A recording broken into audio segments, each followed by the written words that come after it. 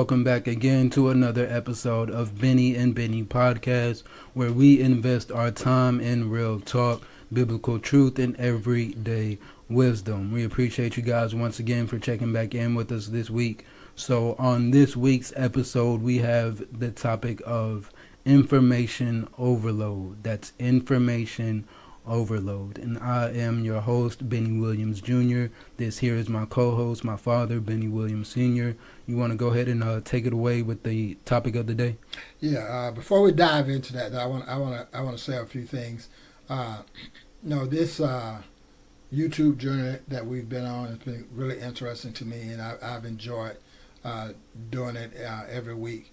I think it's a great thing because it allowed us to kind of get to know each other better, spend quality time talking about different conversations. You know where my mindset is, I know where your mindset is. It's just been a great experience. But I think sometimes people don't understand that what we do is the easy part of sitting here having a conversation. But what your mom, my wife does behind the scene is a lot more important than what we do sitting here. And it's a lot more involved. You know, she gets the studio set up, she gets the lighting correct, the camera angles and all that stuff correct. And then after all of that, she has to edit the content that we put out. So I just want to thank you guys for just allowing me to be part of the experience. And it kind of leads into the topic of the day as well. Because, I remember the day your mom mentioned us doing this. We were just having a casual conversation in the kitchen. And she says, this should be a podcast. And we kind of ran from there to buying equipment. I mean, short period of time is, okay, we need to buy 3 cameras. We need to get the lighting. We need to get the editing equipment. We need to get the furniture. And so we was doing all those things. And we didn't allow the information overload to come and play with what we were doing. We decided that we were going to do it, and we just jumped in and did it. So the information overload, if we'd have got tied into that, we wouldn't be sitting here today doing this. I can tell you that. Because we would have said, okay, we need, how many cameras do we need? And we spent a lot of time thinking about that. We've been spending a lot of time looking at other people on YouTube talking about that. And then it was, okay, what kind of lighting do we need? And then we're spending more time looking at the lighting, looking at the furniture and all this stuff. And then we would have got to the real technical part of it. How do we edit the content once we do it? And the great thing about it is that we didn't allow any of that to happen. We just jumped in and started doing it. We have no idea. We've only been doing this for a little over a month, maybe 2 months now. We still have no idea what we're doing. And we come in here every week and do it. So it's been a fun journey. And what I want to encourage people, start. For sure. Don't allow this information coming into your life 24/7 to stop you from starting. At least start. Like we did. We're learning on the fly. We do the recordings. We create the content. We see what didn't work, or we see things where we can improve, and we just improve on it each time. But we move forward with it, and information overload will stop you from doing any of that. Absolutely. Yeah, that's a really great point. Because like you said, when we started this, we had absolutely no clue what we were doing. Still don't. and still have very little clue as to what we're doing. Now we've gotten better, and we've been able to sharpen a few skills and do a couple different things. And as we continue, we will progress and get better and better. But like you're saying, the initial thing is to start. And I think you're mentioning that to kind of tie into the topic of the information overload. When you're starting something new, or even if you're not starting something new, just having this access to all this information, it is easy to get overwhelmed, and for that information to slow you down, or to just completely prevent you from accomplishing or even pursuing at all what it is that you originally wanted to pursue. So like you said, if we want to start a podcast, if we spent too much time looking at every single detail and every single technicality of what is a podcast, what all does it take, how many people do we need on the team. We could have gotten far into the rabbit hole and might not have started until a year from now. Rather than just going in and starting with what we know. We know we need cameras. We know we need lights. Let's go ahead and start there. So being able to like we're saying, not allow the information. There's a lot of information out there. A lot of it is good information. A lot of it is information that we might not necessarily need. But being able to analyze the bits and pieces and take what it is that we need to start. The starting a lot of time is the hardest part with any project or anything that you're trying to do. Just that initial first step is a lot of times the hardest part. And once you do take that initial step, it slowly you begin to progress and things get a little easier and you learn more as you go. And if you make mistakes, you make mistakes, and people see that you make mistakes, and people see, okay, they're learning as they grow, they're getting better, and it becomes a journey for everybody involved, the viewers, the creator themselves, and everybody that they have on their team. Just everybody involved starts to get hands-on and become a part of this project or this journey that you've started. And, and we're not just talking about, what you should do. We're actually living what we're talking about. We're actually doing it ourselves. But when we start talking about information overload, from my vantage point, from my age and yours, there's a lot of difference. So when I was a kid growing up, we only had two sources of information. That information was the daily newspaper and the daily news. The newspaper came in the afternoon. You could sit down and read the newspaper. You know what's happening locally and things like that. It was not really a lot of national news. It was mostly localized news in your city or the town you stayed in. And there was no news after a certain time during the day. In fact, news came on at 6 o'clock p.m. every day.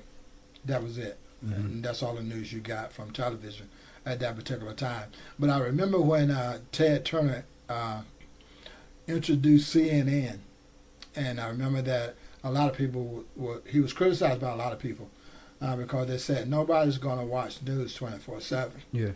And they was wrong.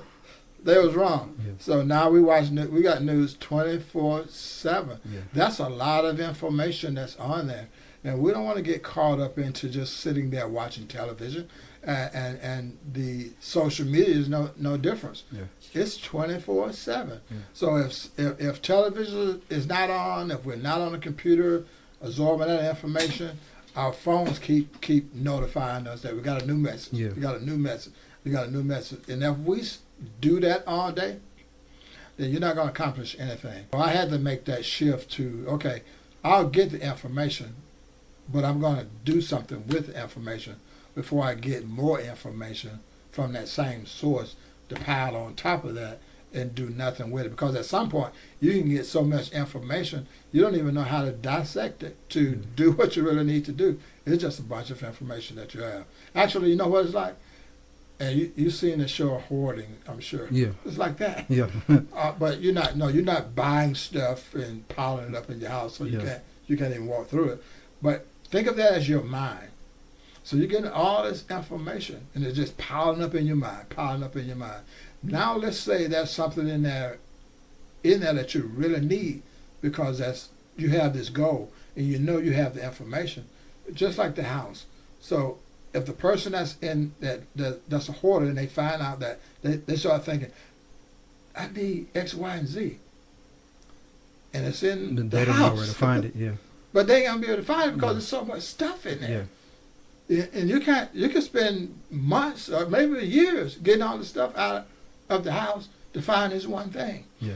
And this is what information overload does. So our brain is full of all this stuff, all this information. And we got the information we need to start the business, to write the book, or whatever. We got it. Yeah. It's right here. But there's so much junk in there, so much information in there. We don't even know where to look. We don't know Yeah. how to get that out of our head that we can apply To it apply it. to our lives. Yeah, absolutely, absolutely. That makes a lot of sense. Especially when you put it in the hoarder scenario. That makes a whole lot of sense. And when we're speaking on this information overload, the topic. I'm not sure if you've heard of it or if the viewers are familiar, but the topic brain rot comes to my mind, and that's kind of similar to the hoarder scenario, the Right. information overload. And what that is just taking in so much information, whether it's beneficial information, whether it's actually trying to learn something, or whether it's social media and we're just looking at mess all day. It's just information, period, and we've taken in so much over time or in a short period of time, just so much information to where we've overwhelmed ourselves and kind of burnt out or fried our brain in a sense to where I'm tired after reading all of this, or I'm tired after listening to all of this for so long. Like you said with the seminars, if we're going to a seminar and we're sitting in a seminar for maybe 3-4 hours at a time, Right. and then we do that twice a month, but we don't apply any of that information from the first meeting. We don't apply any of that information to the second meeting. Eventually, we're going to burn ourselves out, and we haven't done anything with any of the information. All this information is just sitting in our head, or we're trying to disperse information. We're trying to find bits and pieces of how to apply it. We have all this information, and then we're still looking for more information to clarify the information we already have. Right. And it just ends up being like a non-ending kind of concept, or just thing that we don't really get anywhere with the information. So that's the whole brain rot scenario, just burning yourself out and not being able to apply any of what we have to our lives, or having so much mess in our minds, and being able to we've unfortunately intook so much mess into our minds to where it's no longer beneficial. There is no benefit for it, and we've just kind of got ourselves in this rut because we've taken so much time in searching and looking and not applying, in a sense. For years, I studied about investing in real estate. Had no idea how to do it, but the information was there. I had cassette tapes. You probably didn't know what cassette tapes are. I had cassette tapes. I had books, and I watched television shows about them doing it. And I like, man, I would love to do that one day. I would love to do that one day. And a time came when we were in a situation financially that we need to increase our finances. Now, for most people, you would think, okay, this is not a good time to try to invest in real estate when you can't even make it by with what you have. But for me, it was, and I at that point I stopped listening. I stopped listening to the tapes and the books. I didn't pull any of that stuff out, but I had the information already in my head, and so I negotiated a deal where I could buy the real estate.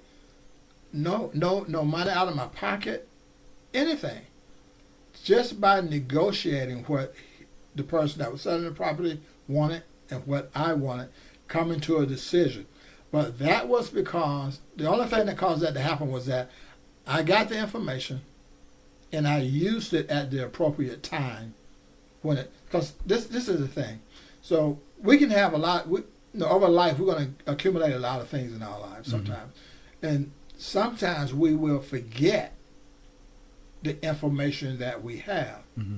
So this is why it's important to read books and study people that have already done what you're trying to do.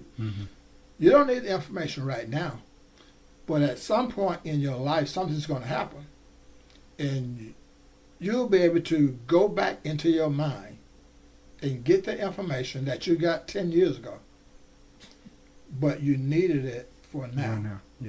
And it comes back to you. And I think that's an important thing to know that, you're going to get some information, and it happens all the time. you want the immediate information that you need to use right now, but you're also going to get something that you can store for later. And use later. And then that circumstance will come up, and now you don't have to go searching for, okay, what should I do about this situation? You already know. So when the situation comes up, all you have to do now is apply what's already in you to make things happen. For sure, for sure. So with that information, another kind of scenario or mindset, most always a lot more beneficial to be able to separate where that focus is, rather than focus on 5 different things. You're able to accomplish a lot more in whatever length of time, focusing on one particular thing at a time, rather than trying to multitask and take on all these different things, because again, that's when the information overload comes in. That's when the overwhelm, the burnout, the brain rot, that's where all of that starts to kind of take place. All in all, follow your dreams, follow your path. Don't let distractions or fear deter you from what it is that you like to accomplish. Follow your path.